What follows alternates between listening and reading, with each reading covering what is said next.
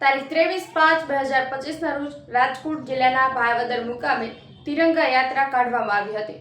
પાકિસ્તાન દ્વારા જમ્મુ કાશ્મીરના પહેલગામમાં કરવામાં આવેલા હુમલામાં શહીદ થયેલા નાગરિકોનો બદલો લેવા માટે ભારત સરકાર દ્વારા પાકિસ્તાન પર ઓપરેશન સિંદૂર કરવામાં આવ્યું હતું।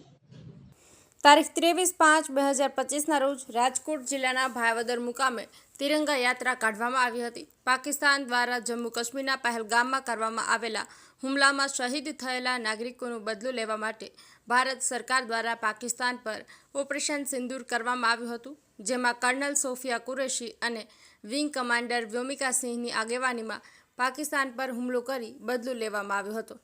એ અંતર્ગત ભાવદર શહેરમાં તિરંગા યાત્રા કાઢવામાં આવી હતી, જેમાં 75 ધોરાજી ઉપલેટાના ધારાસભ્ય મહેન્દ્રભાઈ પાડલિયા, રાજકોટ જિલ્લા ભાજપ મહામંત્રી રવિભાઈ માકડિયા, ભાવદર નગરપાલિકાના પ્રમુખ રેખાબેન સિણોજિયા, રાજકોટ જિલ્લા ભાજપ આગેવાન ઇન્દ્ર વિજયસિંહ ચુડાસમા, નિવૃત્ત આર્મી જવાનો તેમજ નગરપાલિકાનું ચૂંટાયેલા બોર્ડ, ભાવદર શહેરના દરેક સમાજના આગેવાનો, યુવાનો, માતા બહેનો, વડીલો આ તિરંગા યાત્રામાં જોડાયા હતા અને દેશ દાજ બતાવી હતી।